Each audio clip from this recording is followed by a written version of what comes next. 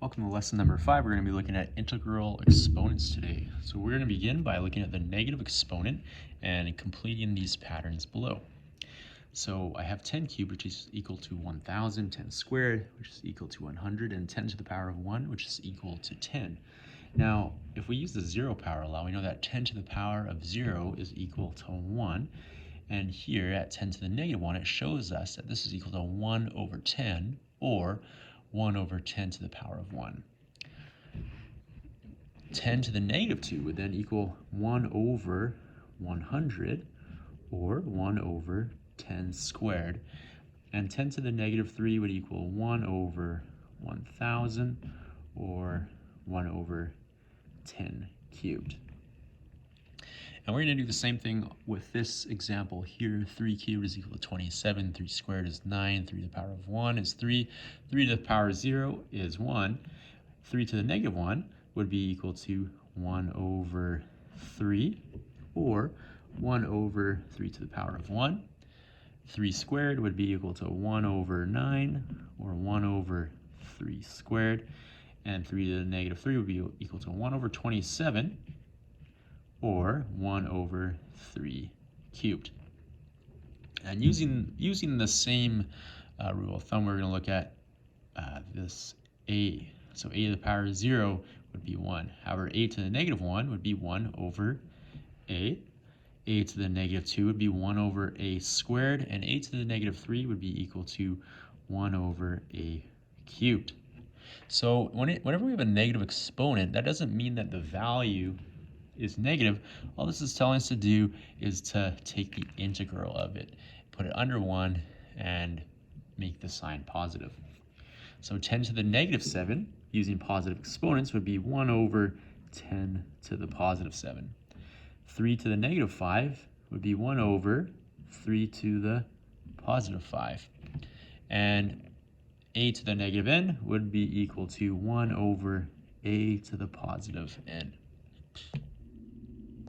Next, looking at using the exponent laws to define the negative exponent, if we consider this expression, 5 to the power of 4 divided by 5 to the 7, we want to evaluate the expression as an exact value using a calculator.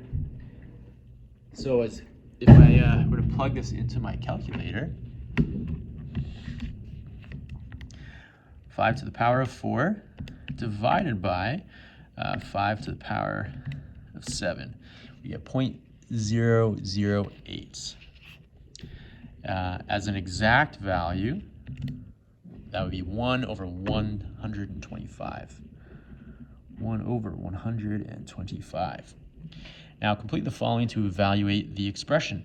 So we're showing the factors of repeated multiplication. So 5 to the power of 4, 5 times 5 times 5 times 5, divided by 5 to the power of 7 would be 5 times 5 times 5 times 5 times 5 times 5 times 5. If we evaluate this, let's cancel out some of these 5s. And we're left with 5 cubed, or 1 over 125. So if we use the quotient law, we would get 4 subtract 7, which would be negative 3. However, if we take these results, make that positive, we get 5 cubed. So the results in A to C are examples of a general rule when a base is raised to a negative exponent. So if I complete this a to the negative p, this would become 1 over a to the positive p. Now we want to write these with positive exponents as well, and we want to evaluate. So this would be 1 over 2 to the power of 1, or just 1/2. This next one would be 1 over 3 squared, or 1/9. And right here, we would have 1 over 4 cubed, or 1 over 64. Now we're going to take a look at the class examples using the negative exponent law. So if we simplify, we want to simplify and express with positive exponents, and we want to evaluate without using a calculator. So no calculator for this.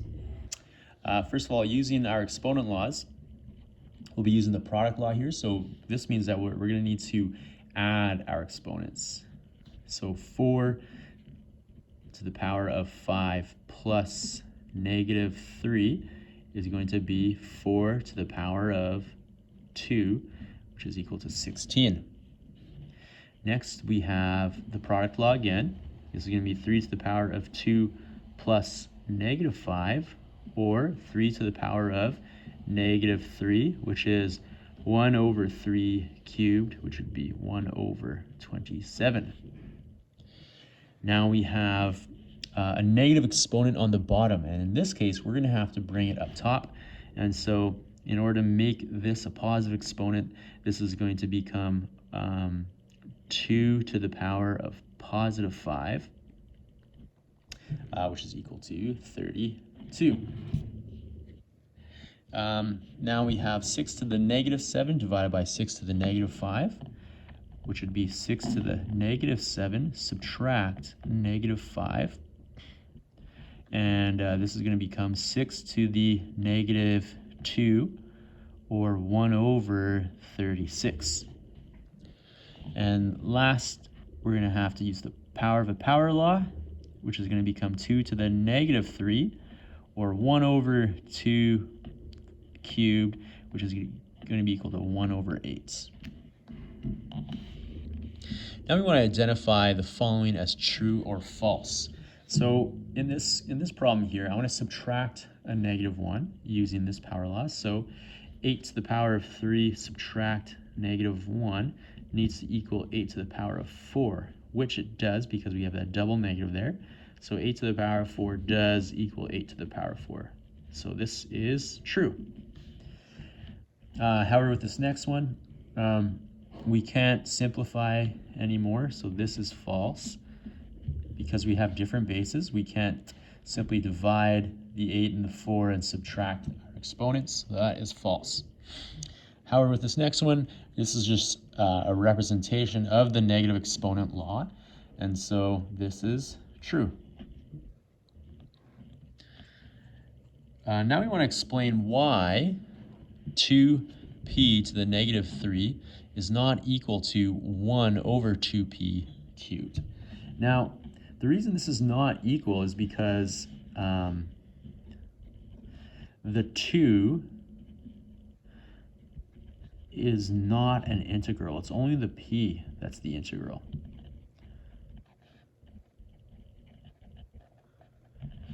So for example, if I were to flip the 2, remember that this 2 technically has an exponent right there. So if I bring this down, what this is actually, if we were to bring it to the bottom like we did here, it would actually read this. So 2p to the negative 3 would equal 1 to the 2 to the negative 1, p to the negative, or p to the positive 3. However, this is not written correctly now because we have a negative exponent, which is what we don't want to have. Next, let's look at class example number 4. I'm just going to do A, B, and F. So in class example number 4a, I have a to the negative 4 times a to the negative 3. So I need to use the product law, or product rule. So that's going to become a to the negative 4 plus negative 3, which would be equal to a to the negative 7, or 1 over a to the positive 7. B, I have 6x squared divided by 2x to the 7.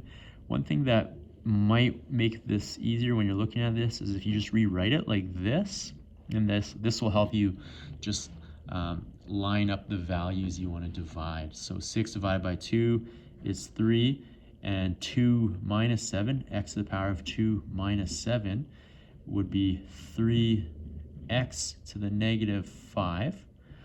And so when we flip this, the 3 stays on top, and x to the power of 5 goes on the bottom.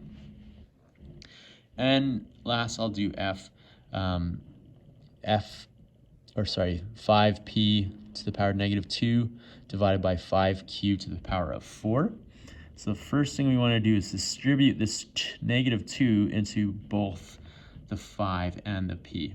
This is going to leave me with 5 to the negative 2 p to the negative 2 divided by 5q to the power of 4. Now, when I simplify this, I'm about to bring this 5 to the bottom to make it a positive exponent, as well as the p. So what I'll have now is 1 over 5 squared and we'll go p squared, and then times 5q to the power of 4. And what I'll have is 5 squared, which is 25, and 1 over 5 squared times 5 will be 25 times 5, or 125 p squared q4. Now we're going to look at simplifying a fractional base with a negative exponent. So simplifying a fractional base with a negative exponent. We want to consider the expression 2 over 3 to the power of negative 4, and then we want to complete the following. So 2 over 3 to the power of negative 4 is equal to 1 over 2 over 3 to the power of 4. What this is equal is 1 over 2 to the power of 4, which is 16, over, because what I'm doing, I had to distribute this this exponent into the 2 and the 3, and once I do that, I get 16, and the 4 distributed to the 3 as well will give me 81. And so 1 divided by 16 over 81. Now, one way you could look at this is like this: 1 divided by 16 over 81, in which case it's just a fraction, in which case we would flip this one around, and so we would have 81 over 16.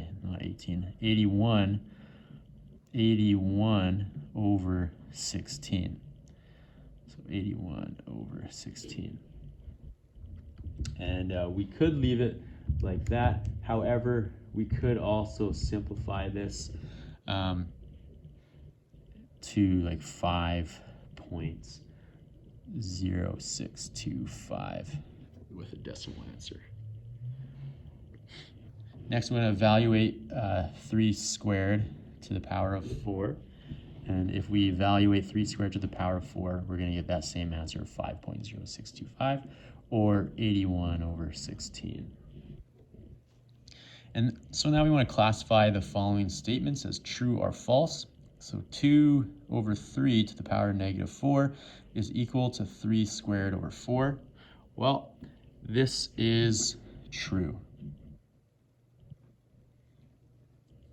So instead of just flipping and doing this, if we have a negative exponent and a fraction, we could just flip the fraction, and that will flip our exponent as well and make it positive. So a quick method for evaluating 5 squared over negative 3, well, flip this, 2 over 5, as well as this, and we would get 9 over 125.